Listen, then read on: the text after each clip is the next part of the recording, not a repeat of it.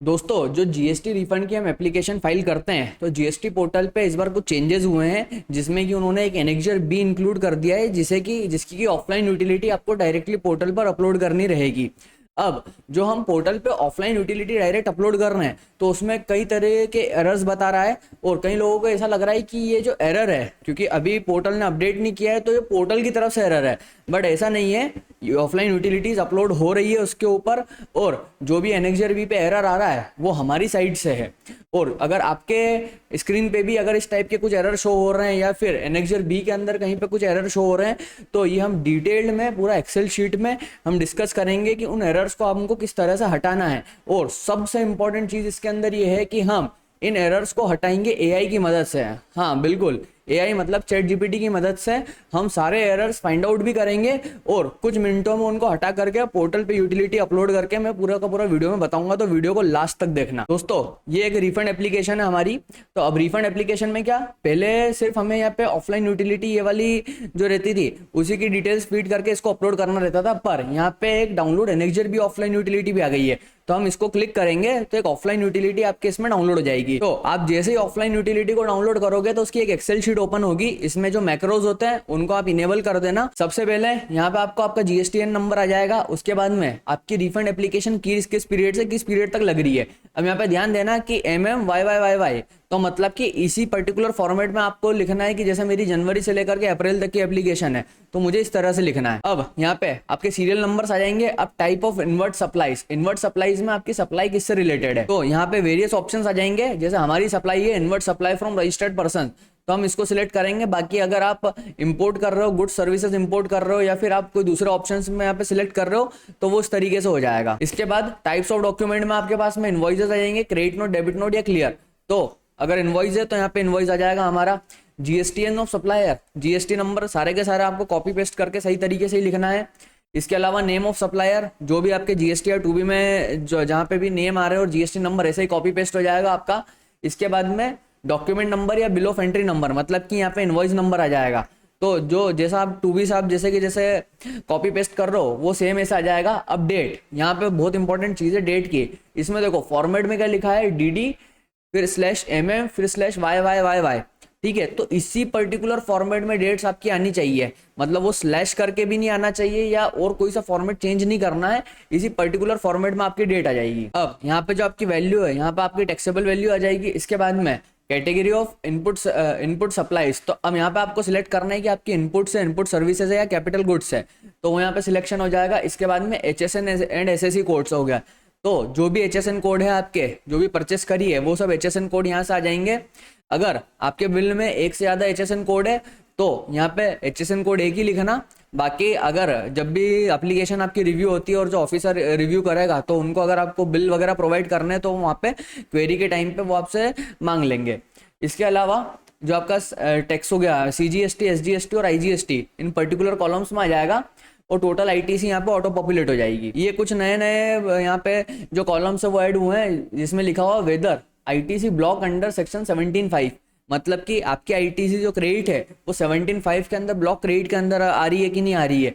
तो यहाँ पे अगर आ रही है तो उसको यस करना है वरना नो कर देना, क्योंकि ये ब्लॉक क्रेडिट कहाँ पे जब हम 3B फाइल करते हैं तो उसकी जो टेबल में ब्लॉक क्रेडिट वाला होता है जहाँ पे हम अमाउंट लिखते हैं कि अगर कोई ब्लॉक क्रेडिट है, फॉर एग्जांपल फूड से रिलेटेड क्रेडिट हो गई या फिर कोई कार परचेस करी है पर्सनल पर्पस के लिए अगर क्रेडिट ली है तो टोटल क्रेडिट में तो हम लेते हैं, बाकी वहां से लेस कर देते हैं। तो अगर ऐसी कोई क्रेडिट है तो वो यहाँ पे आ जाएगी और यहाँ पे यस करना है। इसके बाद में ये जितनी भी क्रेडिट है वो एलिजिबल फॉर ITC रहेगी तो यहाँ पे यस करना है। अब ध्यान रखना कि जैसे कैपिटल गुड्स है, अब कैपिटल गुड्स में यहाँ पे लिखा हुआ एलिजिबल फॉर ITC, मतलब eligible for refund and eligible for ITC दोनों चीजें अलग अलग होती है।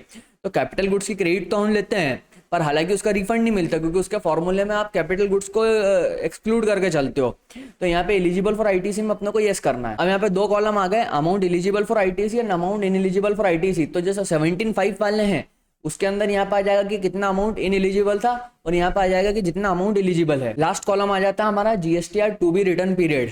देखो जो भी क्रेडिट हम लेते हैं वो तब लेते हैं जब वो क्रेडिट आपकी जीएसटी या टूबी में ऑटो पॉपुलेट हो जाती है और उसके बाद में हम क्रेडिट अवेल कर लेते हैं। तो ये पर्टिकुलर जो क्रेडिट्स है वो जीएसटी या टूबी के किस मंथ में आई है, तो जिस भी मंथ में आपके जीएसटी या टूबी में पर्टिकुलर एंट्रीज दिख रही है वो आपको यहाँ पे डिटेल फीड करनी है। इसके अलावा जो हमारे पास में अगर आरसीएम था जो कि अनरजिस्टर्ड पर्सन से था, तो आरसीएम अनरजिस्टर्ड पर्सन की भी डिटेल फीड कर दी है हमने।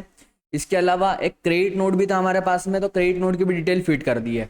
अब जब हम यहाँ ऊपर जाएंगे तो हमारे पर्टिकुलर केस में क्या हुआ कि रिवर्सल कोई से भी नहीं थे, तो हमने यहाँ पे 0 डिटेल फीड कर दी। तो यहाँ पे जो अमाउंट है, ये जो दोनों फील्ड्स दिख रही हैं, यहाँ पे अमाउंट ऑटो पॉपुलेट हो गया क्योंकि हमने शीट यहाँ पे जो डिटेल फीड करी थी, तो यहाँ पे ऑटोमेटिकली ऑटो पॉपुलेट अमाउंट हो जाएगा। अब आता है वीडियो का सबसे मेन पार्ट, और वो मेन पार्ट क्या है कि जब भी हम अपलोड कर रहे हैं तो ये वाली एरर शो कर रहा है, ये वाली एरर शो कर रहा है क्योंकि हम यहाँ तक तो सब कर लेते हैं। उसके बाद में क्या होता है कि फाइल को जो जेसन फाइल बनती है उसको पोर्टल पे अपलोड करना है और पोर्टल पे ये वाली एरर आ रही है। तो सबसे पहले वैलिडेट एंड कैलकुलेट करेंगे। वैलिडेट एंड कैलकुलेट के अंदर ये पूरा शो कर देगा कि कहाँ पे अगर कोई एरर तो नहीं है। अगर कोई एरर आ रही होगी तो जो एरर फील्ड है यहाँ पे दिख जाएगा। और ध्यान रखना एक और सबसे इंपॉर्टेंट बात यह है कि जो भी आप जैसे सीजीएसटी, एसजीएसटी और ये सब जो लिख रहे हो, इसमें जो भी पॉइंट के बाद भी जो अमाउंट आ रहा है, जैसे कि यहाँ पे 11860.99, तो आपको एज इट इज इसी तरीके से अमाउंट लेना है। कोई राउंड फिगर वगैरह कुछ भी नहीं करना है, वरना वो क्या डाटा को इनवैलिडेट कर देगा। हमने इसको जब वैलिडेट एंड कैलकुलेट करा तो हमारी ना तो इस शीट में कहीं पे एरर आ रही थी, ना यहाँ पे कोई एरर आ रही है। फिर यहाँ से हम करेंगे क्रिएट फाइल टू अपलोड, मतलब कि इसकी जेसन फाइल क्रिएट हो जाएगी और अब उसको पोर्टल पे अपलोड करके देखते हैं। तो जो पोर्टल पे अपलोड करेंगे, click to upload the statement of invoices. तो हमने जो एनेक्जर बी की जेसन है उसको क्रिएट कर लिया यहाँ पे। अब एनेक्जर बी की जेसन जैसे ही हम यहाँ पे अपलोड कर रहे हैं,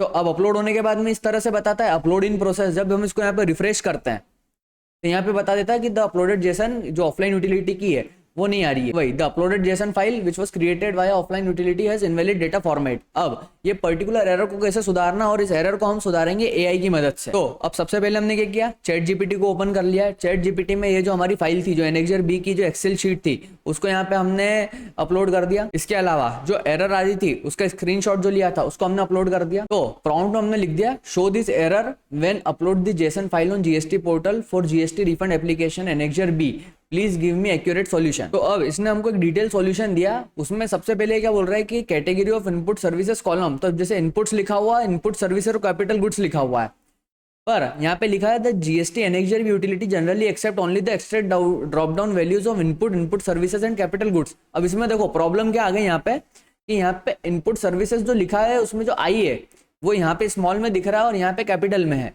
सेम ऐसा एस यहाँ पे स्मॉल में और यहाँ कैपिटल में। देखो मैं बता भी देता हूँ, तो यहाँ पे देखो जो इनपुट लिखा है उसका आई तो कैपिटल में, अब इनपुट सर्विसेज जो लिखा है ना उसका आई यहाँ पे स्मॉल और एस भी स्मॉल है। तो यहाँ पे जैसे हम यहाँ पे सिलेक्ट करते हैं तो वो टोटल इनपुट सर्विसेज इस तरीके से लिखा हुआ आ रहा है। तो यहाँ पे ऐसे हमने आई भी कैपिटल कर दिया, एस भी कैपिटल कर दिया, तो यहाँ पे इनपुट सर्विसेज हमने सही कर दिया। ऐसे ही सेम आपको कैपिटल गुड्स में करना है, क्योंकि यहाँ पे इन्होंने प्रॉम्प्ट में लिखा हुआ है कि कैपिटल गुड्स में भी आपको सी कैपिटल और जी कैपिटल करना है। तो इस तरह से हमने इसको पूरे तरीके से सुधारा। अब सेम ऐसा सुधार करके एक नई जेसन क्रिएट कर दी है। अब नई जेसन को अपलोड करके देखते हैं कि अपलोड हो रही है कि नहीं। तो ऐसा करके हमने एक नई जेसन बना दी एनेक्जर बी फाइनल करके। अब ये डायरेक्टली अपलोड कर रहे हैं। यहाँ पे अपलोड इन प्रोसेस बता रहा है, इसको रिफ्रेश करेंगे, ये देखो अपलोड पूरी सक्सेसफुली हो गई और सारी की सारे जो डाउनलोडेड रिकॉर्ड्स है वो यहाँ पे आपके आ गए। और अपलोड होने के बाद में आप सक्सेसफुली प्रोसीड कर दोगे तो ये यहाँ पे अपना कंप्लीट हो जाएगा। तो दोस्तों एनेक्जर बी में जिस तरह से एरर आ रहा था उसको हमने एआई या चैट जीपीटी की मदद से पूरे के पूरे तरीके से सॉर्ट आउट किया हुआ है। अब अगर इस वीडियो से आपको भी हेल्प मिली है तो मेरे चैनल को सब्सक्राइब कर देना, वीडियो को लाइक कर देना, और कंसल्टेंसी के लिए मेरा व्हाट्सएप नंबर नीचे दिया हुआ है। बाकी आप चैनल को लाइक करो, सब्सक्राइब करो, शेयर करो। आपका बहुत बहुत धन्यवाद।